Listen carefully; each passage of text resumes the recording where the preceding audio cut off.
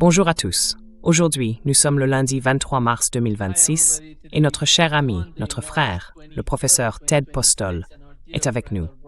Bon retour parmi nous, Ted. Ravi d'être ici. Vraiment ravi d'être ici. Ted, commençons par le conflit, la guerre au Moyen-Orient entre les États-Unis et l'Iran. Israël fait partie de cette guerre. Et voici Donald Trump aujourd'hui qui en parle, disant qu'il se passe quelque chose, que nous négocions tout cela. Il semble qu'il essaye de manipuler le marché et qu'il pense pouvoir l'influencer de cette manière. Mais d'après ce que nous ont dit les responsables iraniens, il n'y a eu aucune discussion directe ou indirecte au cours des 24 derniers jours. Donc maintenant, Trump invente quelque chose. En mettant de côté toutes ces manœuvres politiques de la part de Donald Trump, comment voyez-vous la situation? Hier, nous avons appris que 2 missiles avaient frappé Al-Mona, en Irak. Que pouvons-nous comprendre de la situation actuelle concernant les systèmes de défense aérienne, les missiles et la dynamique de la guerre?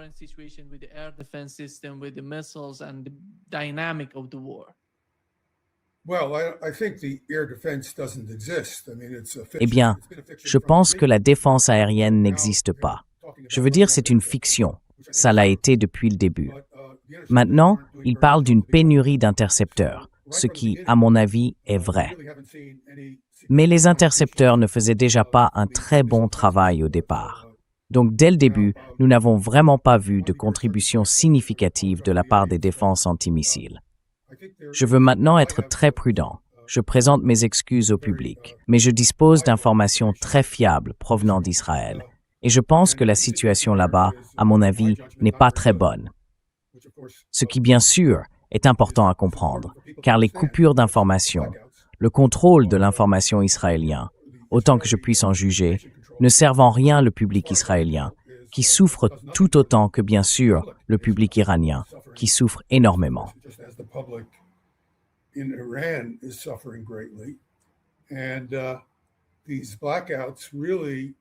Ces coupures d'électricité dissimulent réellement des informations aux personnes qui pourraient, en réagissant, exercer une influence constructive sur l'issue de cette situation, sur l'évolution de cette terrible guerre, cette guerre de choix, comme la plupart des gens le soulignent.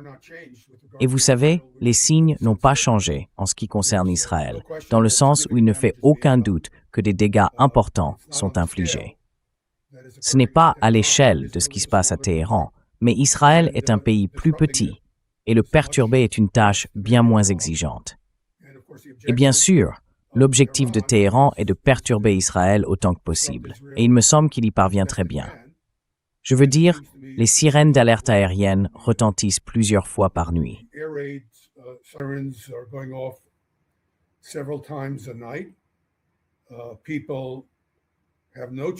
Les gens n'ont d'autre choix que de se mettre à l'abri. Cela perturbe bien sûr tout leur environnement familial. Dans le cas de certaines personnes qui disposent d'abris, même si tout le monde n'en a apparemment pas, alors que je pensais que c'était le cas, j'ai appris que c'était différent. Ainsi, les gens ouvrent leurs abris à leurs voisins. Vous savez, des gens dorment sur des nattes sous terre. Beaucoup de personnes sont sans abri. Elles n'ont pas été tuées ni blessées, mais elles sont sans abri. Il y a de nombreux morts, de nombreux blessés. Israël dispose d'un dispositif de défense civile assez efficace qui consiste essentiellement à se mettre à l'abri. Cela sauve heureusement des vies, mais la perturbation pour la société est immense.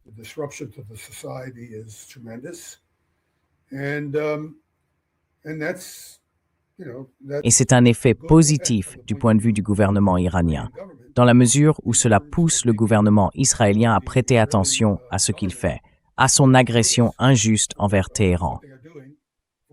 Donc bien sûr, comme d'habitude dans la guerre, ou dans beaucoup de guerres, ce sont les gens pris entre les deux, les populations d'Iran et d'Israël, qui souffrent le plus.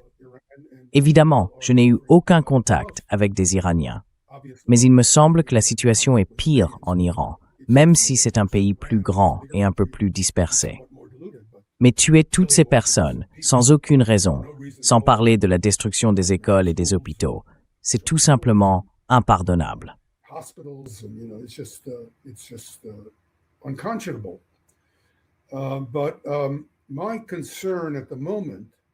Ma préoccupation en ce moment ne porte pas tant sur les défenses aériennes, car il est important que les gens comprennent que ces défenses n'ont jamais vraiment fonctionné. Il faut comprendre qu'il s'agit d'une gigantesque fraude perpétrée par le gouvernement américain et le gouvernement israélien à l'encontre des citoyens américains et israéliens, sans parler des Européens, qui ont payé des sommes énormes pour des systèmes de défense aérienne inefficaces contre les missiles balistiques. Ils fonctionnent contre les avions et les drones, mais c'est un autre sujet.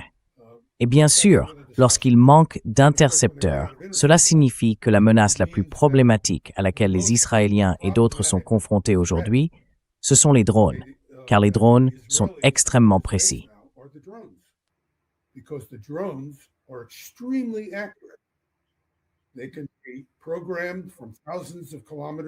Ils peuvent être programmés à des milliers de kilomètres de distance.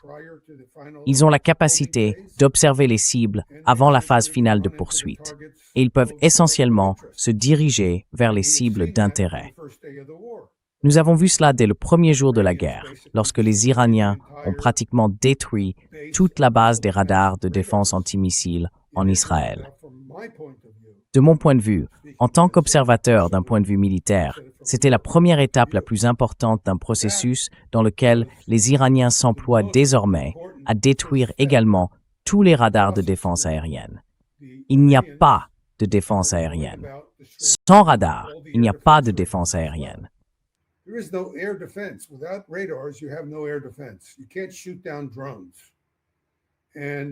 Vous ne pouvez pas abattre les drones.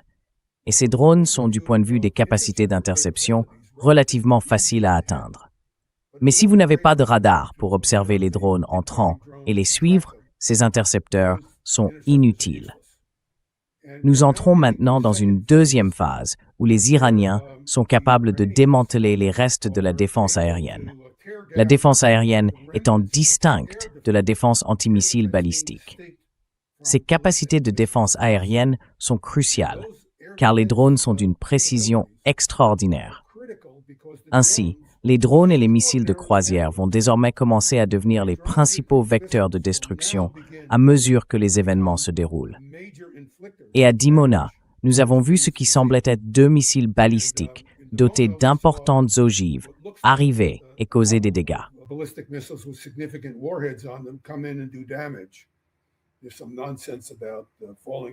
Il y a des absurdités qui circulent à propos de débris tombant du ciel.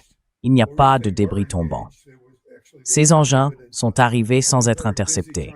Ou, s'ils l'ont été, il existe en réalité quelques indices en ce sens. J'ai été très occupé à essayer de faire des analyses. Mon problème, c'est que je ne peux pas suivre l'actualité et faire des analyses en même temps. J'essaie d'identifier les questions sur lesquelles le public devrait réfléchir pour l'avenir, au moins. Le sujet dont je vais surtout parler maintenant, c'est le risque d'escalade vers l'emploi d'armes nucléaires, car à mes yeux, c'est le plus grand danger auquel nous sommes aujourd'hui confrontés. L'Iran commence à déployer toute la puissance de ses capacités de frappe contre Israël et les installations militaires du Golfe Persique.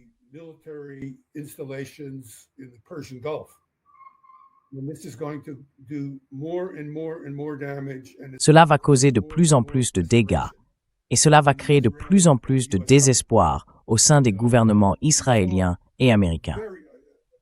Nous avons vu, je veux le souligner, cela ne me réconforte pas particulièrement, mais nous avons vu un peu de bon sens de la part de Donald Trump lorsqu'il a reculé face à cette menace incroyablement escalatoire de détruire le système de production énergétique de l'Iran. Et les Iraniens lui ont essentiellement dit ce que n'importe qui aurait pu lui dire. Ses conseillers, je suppose, le lui ont dit, à savoir que les Iraniens sont en mesure de détruire les installations de production d'énergie dans tout le Moyen-Orient, ce qui est apparemment la menace qu'ils ont renvoyée.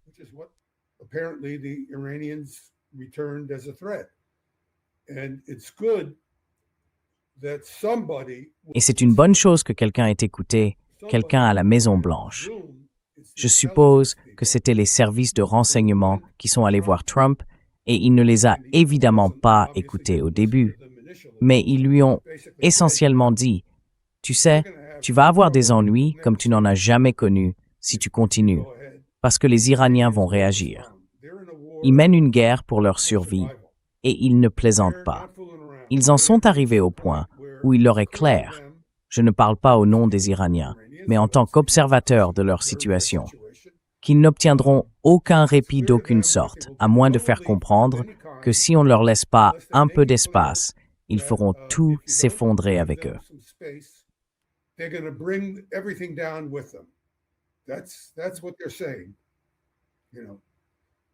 C'est ce qu'ils disent, tu sais, d'une manière plus polie. Mais c'est essentiellement ce qu'ils disent. Je ne pense pas qu'ils aient le choix, personnellement. Je veux dire, à leur place, je ferais la même chose. Ils ont accepté le plan d'action global commun en 2015, qui était un accord exceptionnellement contraignant. J'y vois une indication qu'ils n'ont jamais vraiment cherché à, eh bien, peut-être qu'à un moment plus tôt, ils pensaient à construire des armes nucléaires. Mais il n'y a aucun moyen qu'ils auraient accepté le plan d'action global commun s'ils avaient jamais eu l'intention d'avoir ou de vouloir une arme nucléaire. Trump, bien sûr, s'est retiré de l'accord, disant qu'il était inadéquat. Il n'y a aucun moyen que cet accord ait été inadéquat.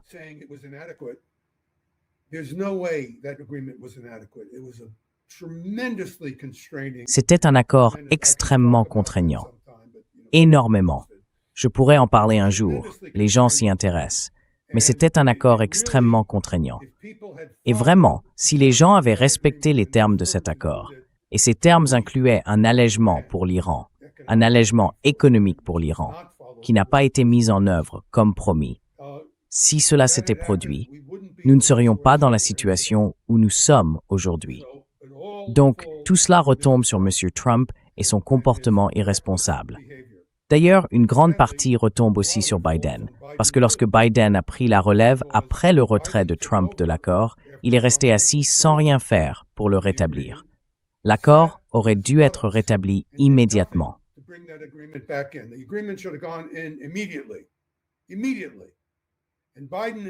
Immédiatement.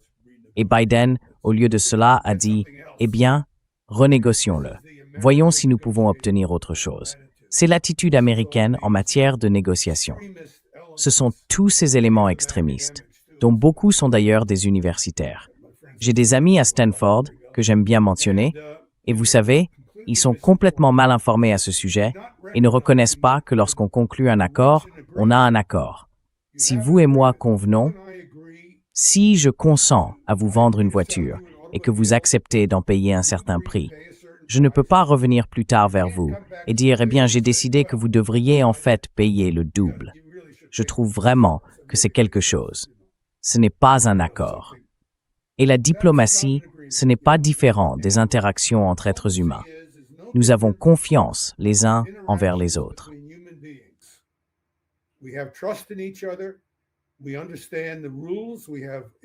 Nous comprenons les règles.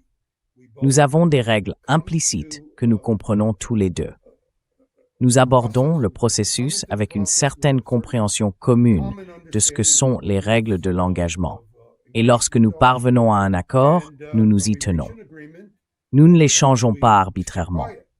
Ou, si nous voulons les modifier, je pourrais dire, « Eh bien, vous savez, la voiture que je vous vends, je me rends compte maintenant que je vous ai involontairement mal informé. Elle n'est en réalité pas dans l'état que je pensais.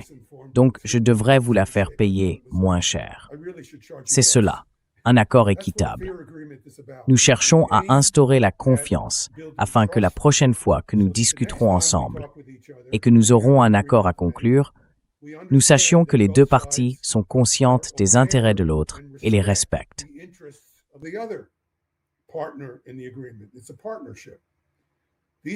C'est un partenariat. Ces gens ne se comportent pas de cette manière et ils ont détruit toute la base de la diplomatie, non seulement entre l'Iran et le reste du monde occidental, mais aussi entre la Russie, la Chine et le reste du monde occidental. Nous avons donc beaucoup à reconstruire. Nous, c'est-à-dire le gouvernement américain. Et s'il y a un nouveau gouvernement à un moment donné, nous n'avons pas besoin d'un autre remplaçant de Biden.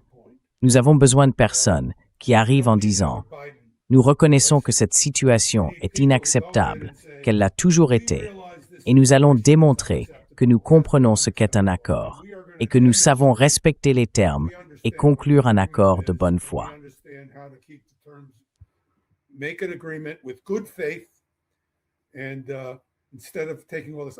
Et au lieu d'accepter tout cela, nous devons en tirer parti. Non, l'accord doit répondre aux besoins des différentes parties concernées. Les deux parties doivent comprendre que chacune a des besoins et faire des compromis compatibles avec les leurs. Ensuite, agir de bonne foi et aller jusqu'au bout. C'est ainsi qu'un accord fonctionne. On ne peut pas dire « Oh, maintenant j'ai l'occasion de les avoir sur ce point ». Ça ne marche pas comme ça. Si c'est le cas, on se retrouve dans la situation où se trouvent actuellement les États-Unis. Personne ne vous fait confiance et personne ne devrait vous faire confiance. Voilà donc la situation dans laquelle nous sommes. Maintenant, ce dont j'aimerais parler, c'est du grand danger que nous courons d'une escalade vers une guerre nucléaire.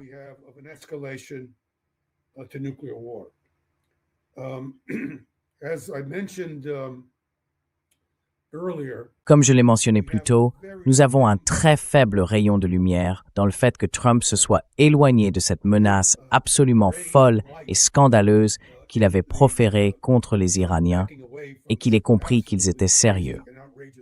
Mais ce qui m'inquiète, et j'espère que cela inquiétera aussi votre public, c'est que tout le monde essaie de comprendre ce qui se passe, alors que la guerre est fondamentalement imprévisible. À mesure que ce conflit évolue, la situation des deux camps va changer et l'influence de l'Iran va s'accroître. Cela semble aller dans ce sens. Je n'en étais pas sûr au départ. D'ailleurs, j'étais sceptique quant à la capacité de l'Iran à infliger les niveaux de dégâts considérables avec des missiles balistiques qu'ils atteignent désormais.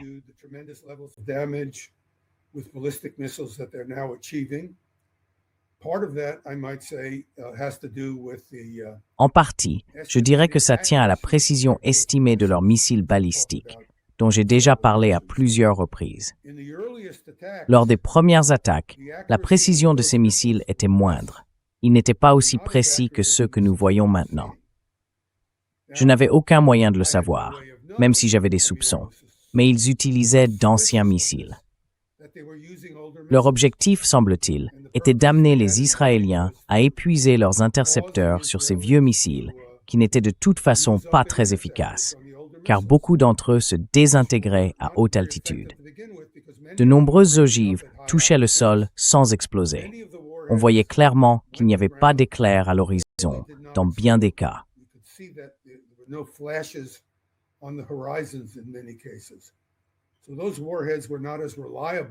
Donc, ces ogives n'étaient pas aussi fiables que celles des missiles balistiques plus modernes, qui rentrent dans l'atmosphère selon des trajectoires plus stables. Nous commençons donc à observer un changement.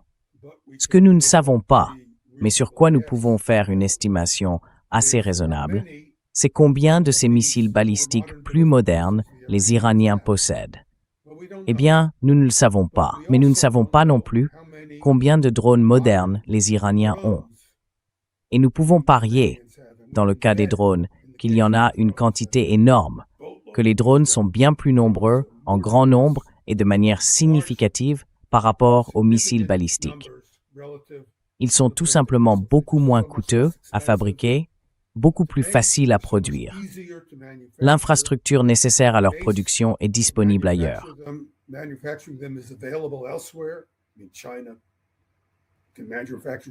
Je veux dire, la Chine peut fabriquer ces choses à un rythme incroyable. Nous ne savons pas dans quelle mesure les Chinois choisiront d'aider les Iraniens, et il est bien possible qu'ils le fassent ou qu'ils le fassent bientôt. Les Russes, c'est pareil. Ces drones de type Shahed, que les Russes appellent, je crois, des drones Geran, sont très similaires et facilement modifiables s'ils sont transférés d'un pays à un autre pour des usages particuliers. Les technologies sont toutes interchangeables et compatibles. Elles sont universelles. Et cette guerre des drones pourrait durer très longtemps. sans défense aérienne, l'avantage des capacités revient inévitablement aux Iraniens. Donc je suppose, encore une fois, ce n'est qu'une supposition, que nous continuerons à voir d'importants dégâts causés par des missiles balistiques, sans aucun doute.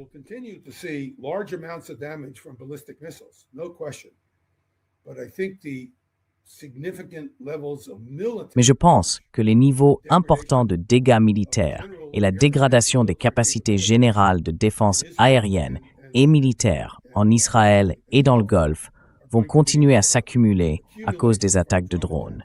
Du moins, c'est ma meilleure estimation.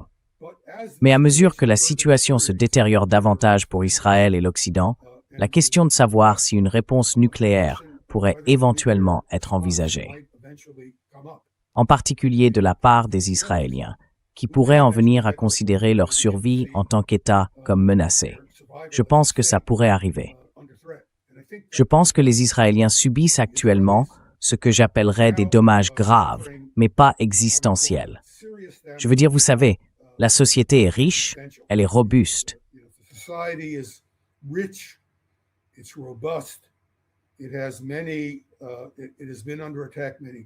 Il a été attaqué à de nombreuses reprises, ce qui lui a permis de développer de nombreuses capacités de défense passive qui contribuent à limiter les pertes humaines. Le poids total des munitions que l'Iran peut livrer est bien inférieur à celui qui a jusqu'à présent été livré à l'Iran. Avec le temps, cela pourrait changer. La situation est donc grave et devrait attirer l'attention, mais elle n'est pas nécessairement existentielle, du moins à ce que je peux en juger. C'est suffisant pour que toute personne dotée de bon sens parle d'y mettre un terme. Mais nous n'avons pas affaire à des gens qui font preuve de beaucoup de bon sens. C'est ce qui m'inquiète. Je me suis donc assis et j'ai réfléchi. À quoi les planificateurs militaires iraniens pourraient-ils penser en termes de riposte à une frappe nucléaire israélienne contre l'Iran?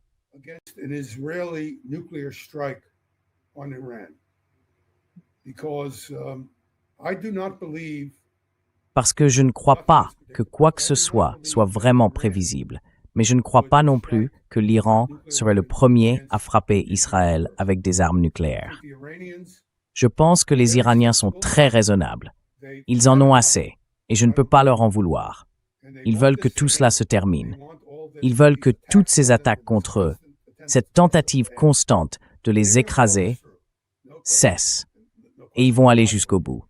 Aucune question là-dessus. Aucune question de mon point de vue. À un moment donné, les choses vont devenir vraiment tendues, parce que le gouvernement israélien est dirigé par des fanatiques messianiques. Nous avons un sociopathe mafieux à la tête du gouvernement américain.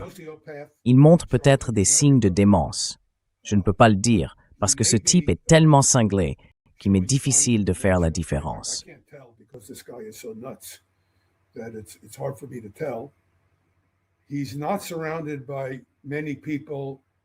Il n'est pas entouré de beaucoup de personnes responsables, même si je pense qu'il y en a là-bas qui, ils sont pas très admirables, mais ils savent mieux que ça. Je pense que ce type, J.D. Vance, n'est pas fou. Il n'a aucune norme éthique d'aucune sorte, mais c'est différent d'être fou et suicidaire pour le pays. Et je pense qu'il pourrait finir par jouer un rôle constructif s'il est en position de le faire, si cela ne leur coûte rien. C'est comme beaucoup de ces gens. J'aime les décrire comme ceux qui feront la bonne chose si cela ne leur coûte rien. Donc, il fait partie de cette catégorie. Il est entouré de personnes comme Tulsi Gabbard, bien qu'à mon avis, elle ait fait de très mauvais choix.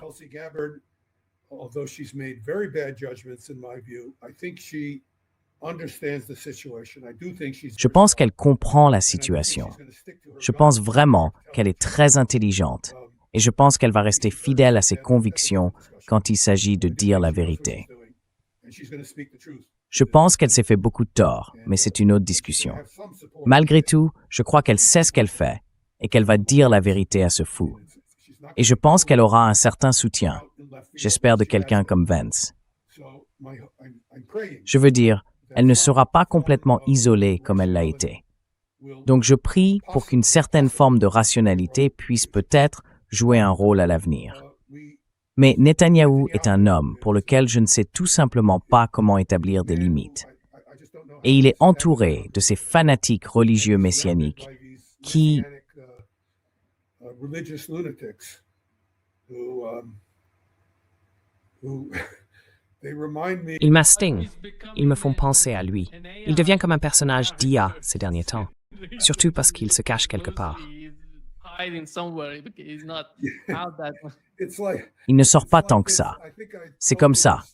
Je crois que je t'ai déjà raconté cette blague d'un ami israélien à moi.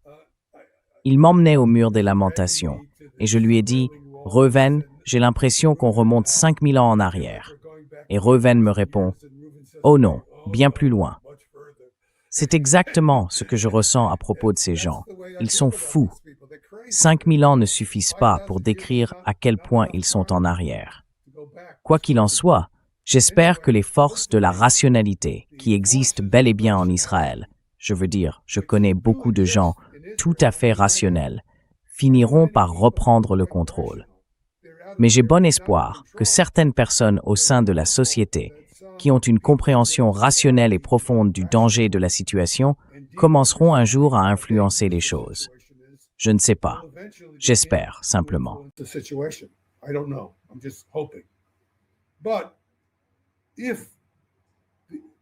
Mais si mon objectif dans la discussion qui va suivre est d'expliquer aux gens qu'Israël, et je m'adresse ici à tout le monde, aux Américains, aux Européens de l'Ouest, aux Israéliens, je veux que les Israéliens le sachent, je veux que l'Iranien moyen le sache, je veux que les dirigeants des États du Golfe le sachent. Une attaque nucléaire contre l'Iran sera presque certainement, suivie d'une attaque nucléaire contre Israël. L'Iran a la capacité de le faire. Il n'est peut-être pas aujourd'hui un État doté de l'arme nucléaire, mais s'il est frappé, il pourra se retrancher dans ses tunnels, car on ne peut pas fermer le pays. Même des dizaines, voire des douzaines d'armes nucléaires sur l'Iran ne mettront pas fin à l'existence de l'Iran en tant qu'État fonctionnel et diversifié.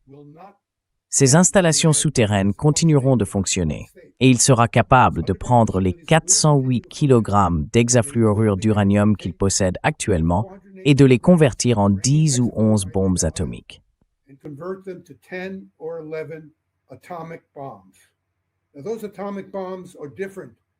Ces bombes atomiques sont différentes des armes modernes dont j'ai parlé par le passé.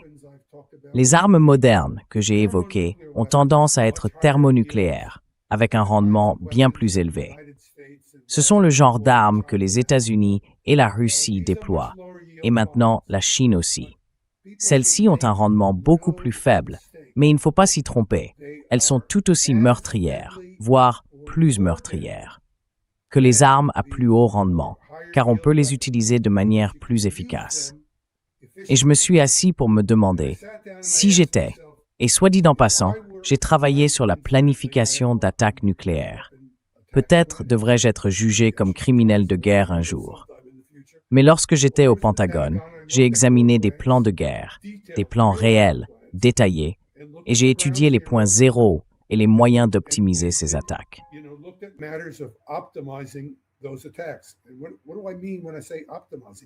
Et que veux-je dire quand je parle d'optimiser ces attaques? Ces attaques ont été techniquement et soigneusement optimisées pour causer le plus de dégâts possible avec la capacité de destruction disponible. D'accord? C'est cela que signifie l'optimisation quand on parle d'optimiser une attaque nucléaire. Il s'agit d'optimiser la mort et la destruction, de les maximiser.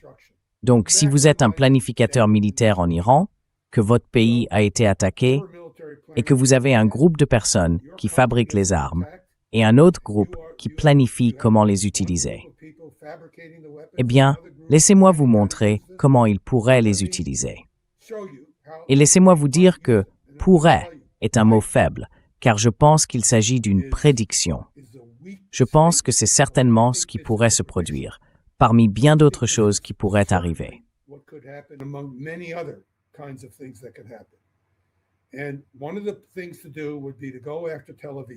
Et l'une des choses à faire serait de s'en prendre à Tel Aviv. Tel Aviv est le grand centre de population. C'est une cible de grande superficie, très dense. c'est le centre économique et démographique d'Israël. Il existe bien sûr d'autres centres importants, mais c'est le seul endroit que l'on attaquerait certainement parmi d'autres. Je me suis donc assis et je me suis demandé ce qui se passerait si je prenais 3 de mes 10 ou 11 bombes atomiques. Des armes pas plus puissantes que celle qui a détruit Hiroshima en 1945, et que je les disposais selon un schéma couvrant les zones les plus densément peuplées de Tel Aviv. J'ai fait cela avec une compréhension approfondie des effets des armes nucléaires. I lay them down with a deep understanding of the nuclear weapons effects. I don't sit around doing stupid things like thinking about blast alone. Je ne passe pas mon temps à faire des choses stupides comme réfléchir uniquement aux explosions. Il y aura des explosions, il y aura des radiations nucléaires et il y aura des tempêtes de feu provoquées par ces armes. Et ces tempêtes de feu, si j'espace les armes, peuvent se propager et se rejoindre pour créer des zones d'incendie plus vastes que celles que je pourrais obtenir avec les armes prises individuellement. Donc, je les espacerai en conséquence. Maintenant, regardons la première diapositive.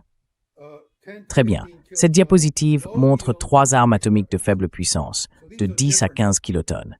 Elles sont fondamentalement similaires, mais leurs effets physiques se manifestent de manière différente. In a different manner. First of all, what I've shown in the middle is I put little icons for the Tout d'abord, ce que j'ai montré au centre, ce sont de petites icônes représentant les boules de feu. Pour rappeler à votre auditoire, lorsqu'une arme nucléaire explose, dans ce cas, il s'agit d'armes nucléaires à faible rendement, les boules de feu sont des masses d'air surchauffées, dont la densité est environ 1% de celle de l'air normal, car l'arme est extrêmement chaude.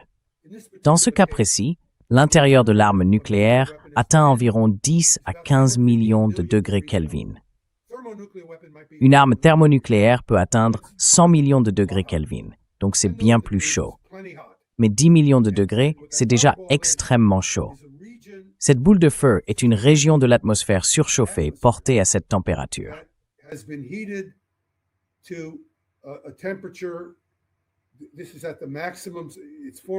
C'est à son maximum. Cela forme une bulle dans l'air, peut-être quelques centaines de mètres, une fraction de kilomètre de diamètre. Donc, ce n'est pas large de plusieurs milles. Sa température de surface est d'environ 7000 ou 8000 degrés Kelvin, soit quelques milliers de degrés de plus que la surface du Soleil. La zone jaune en dessous est la région au sol où des incendies seront déclenchés. Cela vous montre donc la zone approximative. Remarquez qu'il y a des espaces entre les zones où les boules de feu ne seront pas forcément assez lumineuses pour enflammer les bâtiments ou les arbres à proximité. Des zones dégagées, et c'est intentionnel.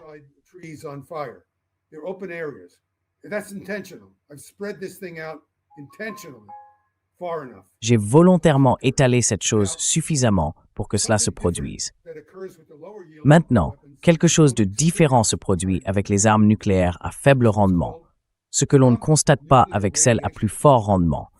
C'est ce qu'on appelle le rayonnement nucléaire instantané, provenant des produits radioactifs qui subissent une désintégration nucléaire pour libérer toute cette énergie. Ainsi, on a de l'uranium-235, et ce sont des armes à uranium. Nous ne parlons pas de plutonium. Il se décompose en strontium, cobalt, xénon et toutes sortes de fragments nucléaires plus petits. Ces fragments sont très proches les uns des autres lorsque le noyau se désintègre. Le champ électrique est très fort, il les repousse et il libère une quantité énorme d'énergie cinétique et électromagnétique.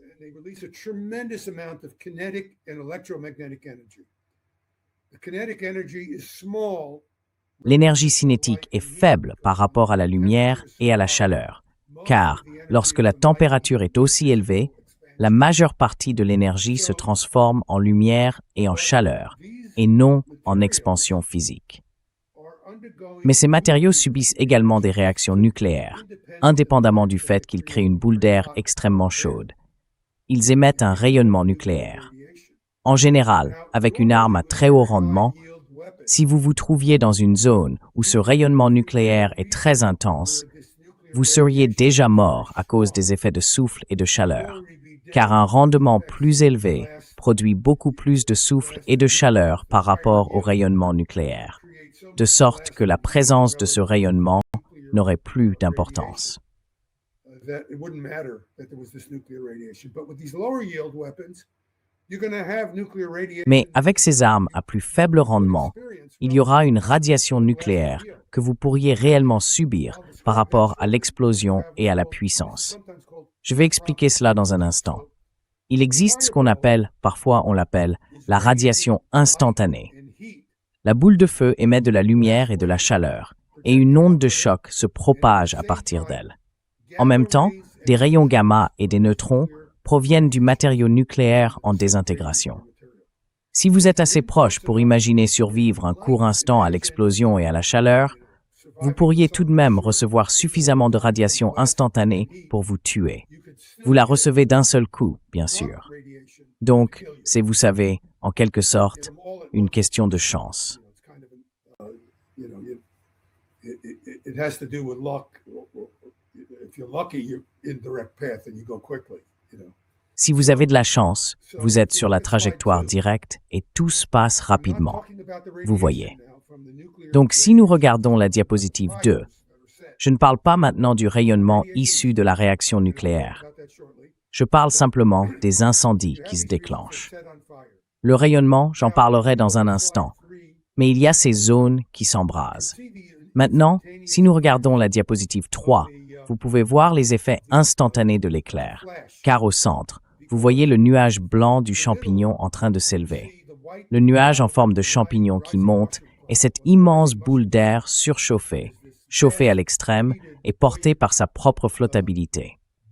D'ailleurs, cet air surchauffé est en partie blanc, parce qu'il est chargé d'humidité provenant des couches inférieures de l'atmosphère, qui monte, se refroidit et se condense en gouttelettes d'eau.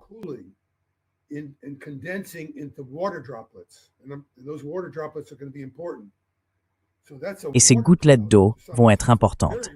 C'est donc, dans une certaine mesure, un nuage d'eau. Il est très radioactif.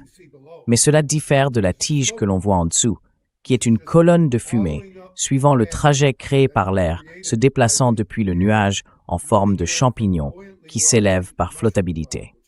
La poussée vers le haut l'emporte, et un courant d'air derrière lui aspire la fumée provenant des incendies qui brûlent violemment au sol. Maintenant, les incendies les plus violents se produisent à proximité.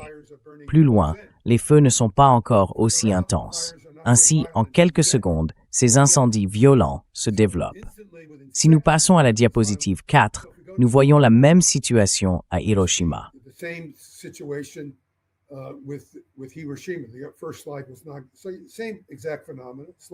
La première diapositive ne montrait pas exactement le même phénomène. La diapositive 5 ne fait qu'illustrer le processus. L'objectif de la diapositive 5 est de montrer que le sommet du nuage, représenté maintenant avec un fond jaune ou grisâtre, est constitué d'air très chaud et de gouttelettes d'eau condensées. À mesure que le nuage s'élève, il se dilate et se refroidit, et la vapeur d'eau là-haut se mélange avec les cendres qui montent depuis le sol en dessous. Maintenant, si nous passons à la diapositive 6, juste pour avoir une idée de ce qui se passe au sol.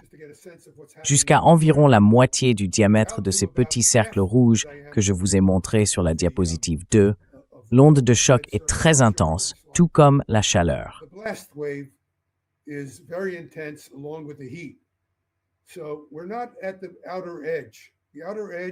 Donc, nous ne sommes pas à la périphérie extérieure.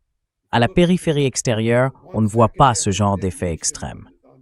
Si nous regardons une seconde après la détonation, sur la deuxième image en médaillon à droite, sur la rangée du haut, on peut voir l'avant de ce bâtiment se consumer sous l'effet de la boule de feu. Puis 5 ou 10 secondes plus tard, sur l'image en médaillon en bas à gauche, on voit l'onde de choc arriver et détruire le bâtiment. C'est ce qui se passerait au sol. Il faudrait 10 ou 20 secondes avant que l'onde de choc n'atteigne la limite des zones rouges que je vous montre. Des incendies brûleraient déjà. Certains seraient éteints par le vent et d'autres seraient attisés. Des dégâts d'explosion généralisés seraient visibles partout.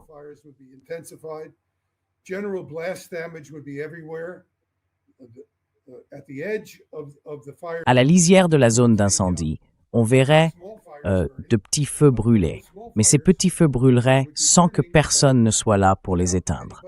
Je veux dire, tout le monde court. Des gens sont touchés par des éclats projetés, d'autres cherchent leurs proches. S'ils n'ont pas été tués, beaucoup ont été grièvement brûlés par l'éclair, s'ils ont eu la malchance de se trouver du côté de la boule de feu. Donc, ce que l'on observe, si vous regardez la diapositive 7, ce sont des zones plus proches qui brûlent violemment, car elles ont pris feu très rapidement. Tout n'a pas été rasé, car l'onde de choc de cette petite arme nucléaire n'est pas forcément assez puissante pour détruire de nombreux bâtiments en béton et en acier très solidement construits.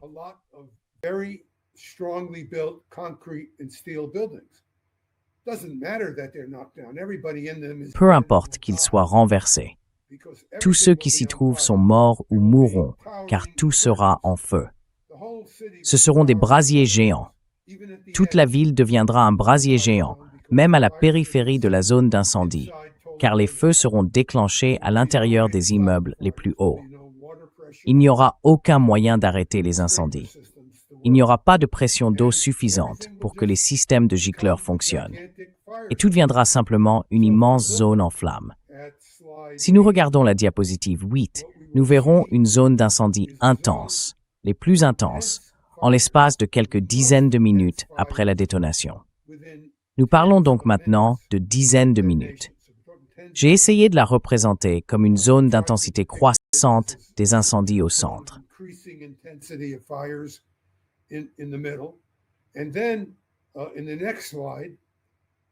Et ensuite, sur la diapositive suivante, nous commençons à voir l'air s'élever avec légèreté depuis les zones de feu qui brûlent séparément.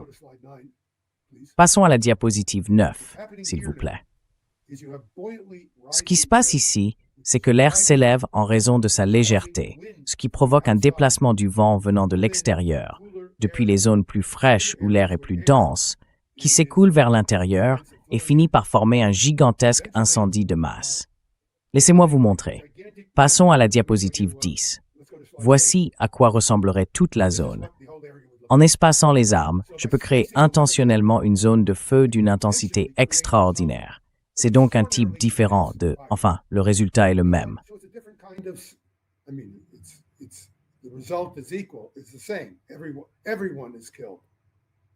C'est la même chose. Tout le monde est tué. Je veux dire, il n'y a aucun survivant dans cette zone. Tout le monde est tué. La seule question est de savoir si cela se produit en quelques dizaines de minutes ou en quelques heures, car la température de l'air dépassera le point d'ébullition de l'eau sur cette vaste zone, peut-être 20 ou 25 km². Donc vous voyez une grande zone où la température de l'air est alimentée par le feu. La chaleur ne vient pas des armes nucléaires. Elle provient de la combustion, des vitesses d'air extrêmement élevées. L'asphalte des rues deviendra littéralement en fusion et fondra. La roche des bâtiments sera surchauffée. Les personnes dans les abris souterrains seront piégées. Elles ne pourront aller nulle part à cause des vents violents et des températures de l'air extraordinairement élevées.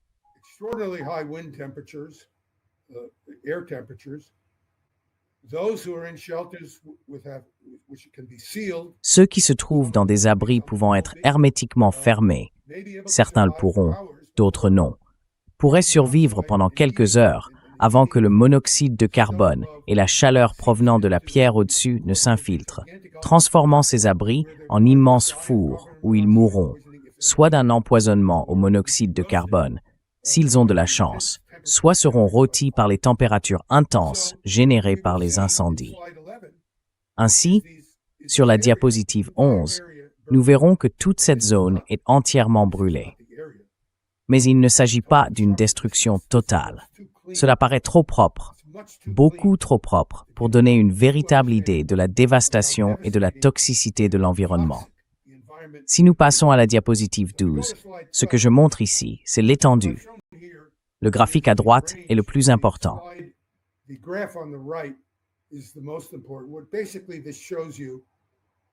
En gros, cela montre que la courbe verticale représente la dose dans l'air, en rad. Ce n'est pas très important. La ligne rouge horizontale indique la dose à partir de laquelle on reçoit suffisamment de rayonnement provenant de l'éclair radioactif, qui est émis en quelques secondes. Cela se produit en quelques secondes. Ce n'est pas longtemps après. On appelle parfois cela le rayonnement prompt, et il s'étend sur environ 1 kilomètre. Donc, si vous vous trouvez à moins d'1 kilomètre du point de détonation, soit environ la moitié du diamètre de ces cercles rouges, vous aurez reçu une dose létale de rayonnement. Vous pourriez en recevoir un peu moins si vous êtes dans un bâtiment. Cela offre une certaine protection. Si vous êtes dans un abri, vous bénéficiez d'une certaine protection.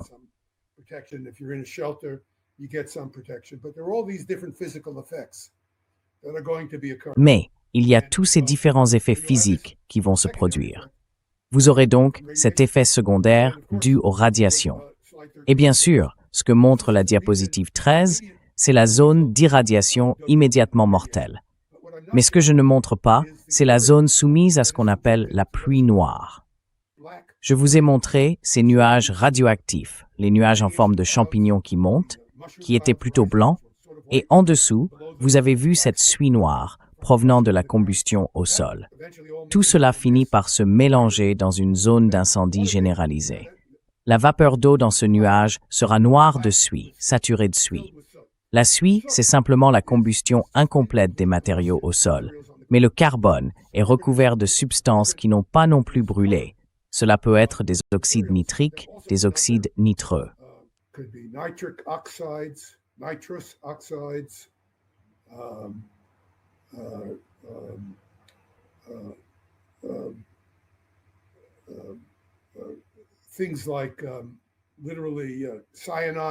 Des substances comme littéralement du cyanure, toutes sortes de matériaux combustibles ou partiellement brûlés.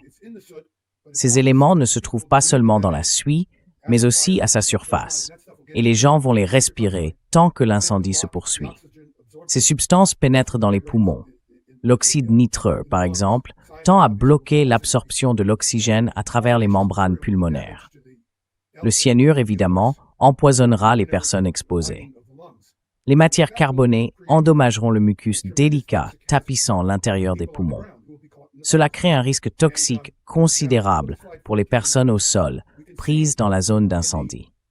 Maintenant, si nous regardons la diapositive 14, nous pouvons voir, c'est Hiroshima, la zone hachurée dans la partie supérieure gauche montre une région de forte pluie tombée au nord et à l'est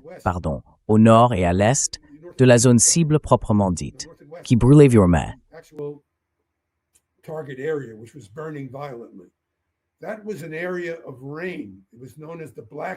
C'était une zone de pluie connue sous le nom de pluie noire. Il y avait de la suie dans l'air et de la vapeur d'eau se condensant, car la suie forme dans le ciel des zones de condensation sur lesquelles la vapeur d'eau peut se déposer. Les particules d'eau grossissent jusqu'à devenir des gouttelettes et tombent au sol. C'était une pluie noire qui est tombée sur le sol. La pluie noire est radioactive. Elle contient des substances toxiques et peut tomber intensément pendant 1 heure ou plus après la première averse. Si je vous montre la diapositive 17, ce que j'ai fait, c'est projeter cette zone de pluie noire issue de la détonation d'Hiroshima sur un seul endroit, en faisant une hypothèse sur la direction du vent et sur les zones de Tel Aviv qui seraient exposées à cette pluie noire. Maintenant, bien sûr, si nous passons à la diapositive 18, j'étais très en retard. Je n'ai pas eu le temps de rassembler tous ces graphiques.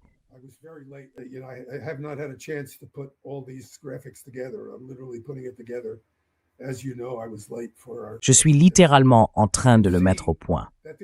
Comme tu le sais, j'étais en retard pour notre présentation. Tu peux voir qu'il y aurait une vaste zone soumise à de fortes pluies, remplie d'une pluie noire et toxique. Pour l'instant, je n'ai pas de détails sur l'étendue de la contamination. Ce sera pour une discussion ultérieure, car je suis encore en train de faire des recherches à ce sujet. La plupart de mes analyses ont porté sur des armes à plus fort rendement lorsque je parle des effets nucléaires avec des gens. Donc c'est une situation différente. Je veux dire, c'est évidemment mortel, mais c'est différent dans sa nature. Et je prends la peine de l'exposer parce que, d'après mon expérience avec les gens par le passé, si tu présentes les choses clairement et que tu en parles de manière franche, cela devient plus concret. Ce n'est plus simplement un concept abstrait du genre « Oh, il y a une zone d'explosion ».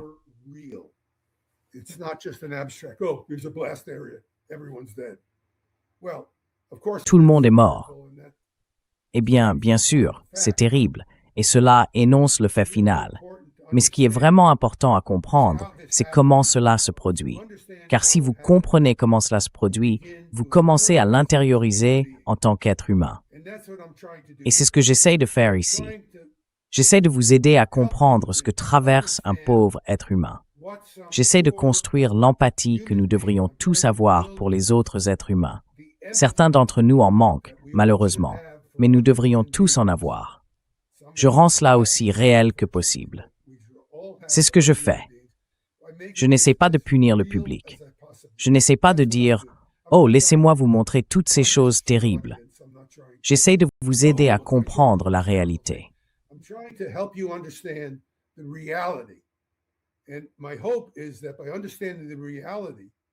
Et mon espoir, c'est qu'en comprenant la réalité, vous saisissiez les conséquences d'une manière plus humaine. Et qu'en ayant une compréhension plus humaine, vous soyez davantage motivés à faire quelque chose pour nous détourner de cette voie. C'est essentiellement mon objectif dans ce genre de discussion, vous savez, très désagréable. Alors, si nous passons à la diapositive 22, nous voyons une zone d'environ 20 km qui est en train de brûler. À l'intérieur, l'air chaud s'élève, la température au sol dépasse le point d'ébullition de l'eau et la vitesse du vent atteint la force d'un ouragan. L'air au-dessus s'élève par flottabilité. Par exemple, si vous vouliez faire voler un hélicoptère pour sauver des personnes, ce serait impossible. Les courants ascendants atteindraient des centaines de kilomètres à l'heure. L'hélicoptère serait littéralement mis en pièces.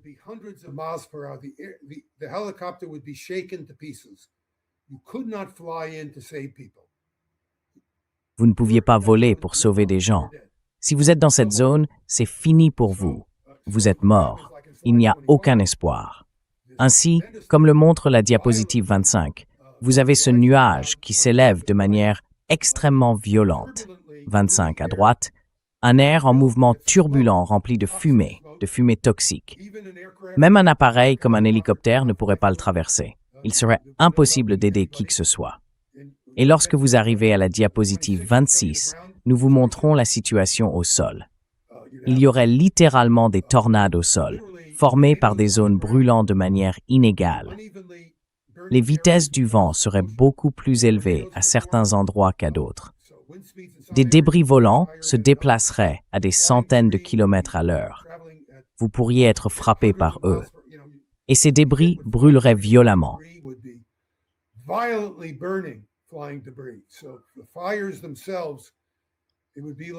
Ainsi, les incendies eux-mêmes, ce serait comme lorsque vous utilisez un soufflet pour attiser un feu, le rendant plus intense. Les vents générés par le feu seraient d'une force extraordinaire. Si vous regardez la diapositive 28, les personnes qui ont tenté de fuir les abris pour aller dans la rue auraient littéralement été incinérées. Si elles s'étaient élevées dans les airs, elles auraient peut-être eu de la chance. La diapositive 30 pourrait vous montrer à quoi ressembleraient les gens dans les abris après plusieurs heures. Ils y seraient complètement anéantis. Voilà le genre de situation que l'on verrait. La diapositive 32 montre comment les rues seraient remplies de débris après l'attaque. Les rues seraient si chaudes, je parle de dizaines d'heures, peut-être un jour ou deux après ce phénomène. Remarquez que certains bâtiments pourraient encore tenir debout. C'est Hambourg, mais cela pourrait tout aussi bien être Tel Aviv. De nombreux bâtiments resteraient debout, car l'onde de choc n'aurait pas été assez puissante pour tout renverser.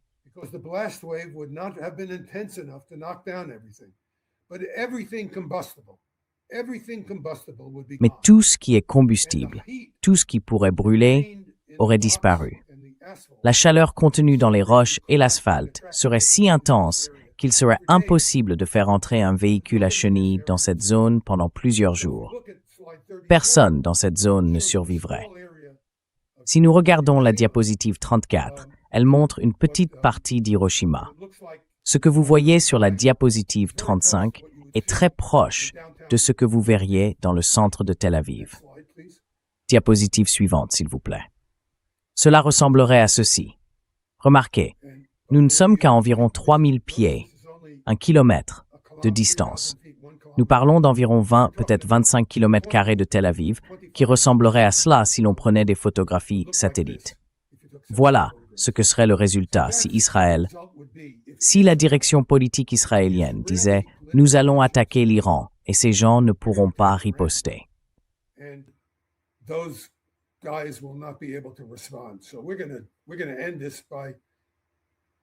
Nous allons donc conclure en disant qu'une attaque nucléaire contre l'Iran aurait ce genre de conséquences pour Israël. Ce serait aussi le sort des malheureuses victimes d'une attaque israélienne contre l'Iran dans les zones touchées par les armes nucléaires israéliennes à faible puissance. La raison pour laquelle j'expose tout cela, c'est que j'essaie vraiment de dire aux gens, ne laissons pas cela se produire. L'idée qu'on puisse anéantir l'Iran, si l'on est un extrémiste israélien, en l'attaquant avec des armes nucléaires, est une pure illusion. L'Iran aurait la capacité de construire des armes nucléaires, et cela pourrait se produire quelques semaines, voire 1 mois ou 2 plus tard. Mais ce serait le résultat final, et personne n'en sortirait vainqueur. Personne n'en sortirait vainqueur. Ce que j'essaie de dire, c'est reprenons nos esprits. Reprenons nos esprits et commençons à réfléchir à la manière de mettre un terme à tout cela. Et je vais m'arrêter là.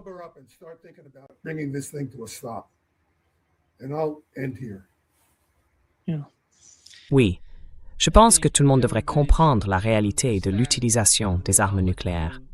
Comme tu l'as dit, ce sera dévastateur pour tout le monde. Ne pensez pas que parce qu'il s'agit d'armes à plus faible rendement, le prix à payer soit moindre.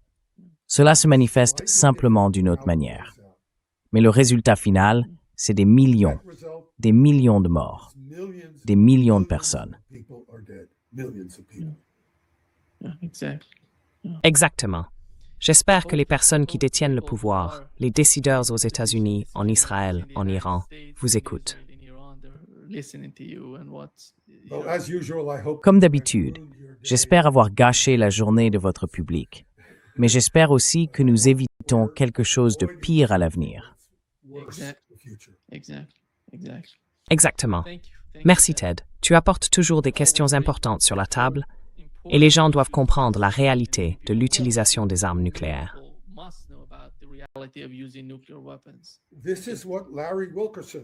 C'est ce que Larry Wilkerson apporte. Il met en lumière ces points importants. Je ne peux pas ajouter grand-chose à sa discussion. Il en sait bien plus sur ces questions que je n'en saurais jamais. Mais là où je peux contribuer, c'est en y ajoutant de la matière et du contenu technique que Larry pourra ensuite exploiter. Et c'est exactement ce que j'essaie de faire ici. Merci. Merci Ted. À bientôt. Prends soin de toi. Au revoir.